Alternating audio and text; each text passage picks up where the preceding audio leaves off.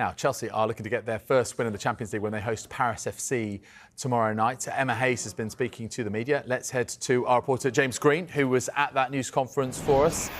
He's waiting to speak to us live right now. Hi there, James. Good afternoon. Of course, the ongoing talking point since it was announced by Chelsea is Emma Hayes and her future in the USA with the USWNT, as they seem to call it out there, right? US Women's National Team. What did she have to say about her next role? That was very good, David, by the way.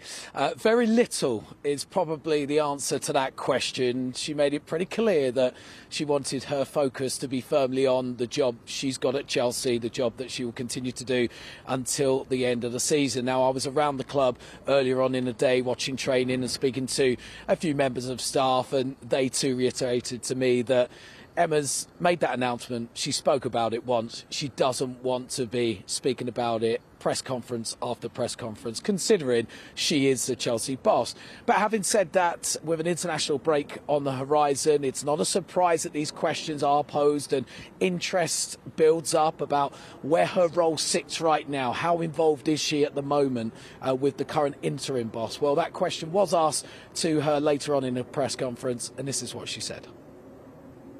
My time is here with Chelsea. Of course, since I've been appointed as the coach, I've had conversations with people to establish that, you know, there are full-time people in post in the US, and I will be there in May. And of course, when the opportunity arises, I will have conversations with Twyla, but my full focus is on Chelsea. Will you fly to the US during this international break? I haven't decided yet. I certainly focus it on the next couple of games, and if not, then I will try and take a Zoom call where possible.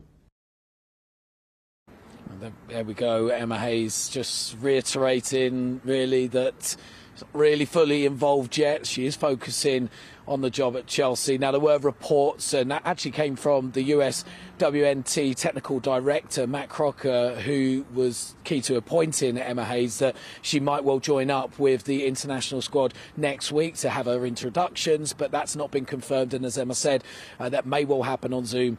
It may well be that she ends up travelling out there. We'll have to see. Time will tell. But she wasn't alone in the press conference. She was with Australian international Sam Kerr, and it was an opportunity for us, because we don't get to see Sam Kerr very much in the media, to ask her thoughts on Emma's departure at the end of the season. It's obviously sad. Emma's a great coach, a great leader, and she's been here for so long. But, you know, that's football. I'm in a different position than most of the girls. I've had many different coaches over my career. So I don't want to say I'm used to it, but I'm more, I guess, used to it than someone like Millie or the other girls that have been here longer. So Chelsea's very lucky that they've had her for as long as they have. But, I mean, most of us in football are used to this thing. So it's sad to see her go, of course. But, of course, we all wish her all the best. Do you mean it? No.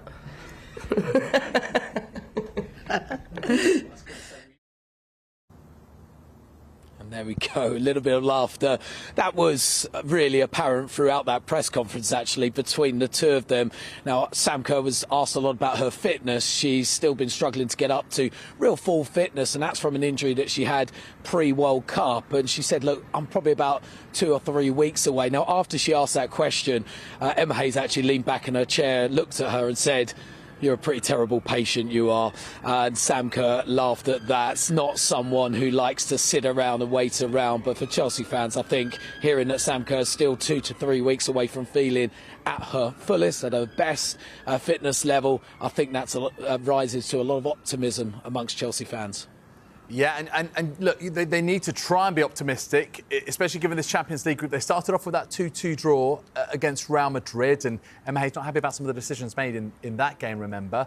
Now it's Paris FC at home. What's the latest team news ahead of this one then, James? Yeah, unhappy was probably an understatement after that game, David. Those two decisions, the penalty that was for a foul that clearly was outside the box by not just a tiny bit, by a few yards, really, and an offside goal of Niamh Charles towards the end of the game that, again, raised a few eyebrows. But look, that's football, that's Champions League football, that's any football, and they understand that. Sam Kerr spoke about that, said, look, as a player, I need to focus on what I need to do. That's my job. My job's not to control the officials. She said she wasn't really sure whether she's a fan of VAR at the moment. But as regards team news, now I was at Open Train, as I mentioned earlier on. I was having a little look around, and one player that was missing was Millie Bright. Now, she was out of the matchday squad against Liverpool. At that point, we'd heard that she was rested. There's been quite a few games recently, but again, not seeing her at training certainly raised my suspicions that there might be a niggling injury, and this is what Emma Hayes had to say. Millie's 50-50 for tomorrow. I've made it clear that having so many games in quick succession,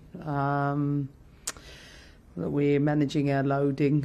We wanted to give her a little bit of extra time, but I think she's very much in doubt for tomorrow. What's the issue? As you know, prior to the World Cup, she had a surgery on her knee, so preparation going into the World Cup wasn't ideal. She probably, rushed herself back, and she's also come back after the World Cup and quickly into the Chelsea season, so perhaps she needed a little bit longer. And Emma Hayes also said to me afterwards that, there is a possibility that she might withdraw from Sarina Wiegman's England squad for their upcoming internationals against Netherlands and Scotland. Not good news for Chelsea, but they'll be hoping that 50-50 goes in their favour and Millie Bright can be fit for what will be a big game against Paris FC tomorrow night at Stamford Bridge. We mentioned earlier a point in their first game against Real Madrid, taking on a Paris side that knocked out Arsenal and Wolfsburg to qualify for the Champions League group stage. They were both, Emma Hayes and Sam Kerr, full of praise for Paris FC and what they can bring. Very organised, very robust, very technical side that will certainly come to Stamford Bridge looking for the 3 points. So it's going to be a mighty game down there, but Chelsea will certainly start as favourites. They've got great momentum from their domestic record so far this season, dropped just 2 points all campaign, sit top of the WSL table, and they want to maintain that form and bring it into the Champions League when they take on Paris FC tomorrow night. Super stuff, James, as always. Thank you so much.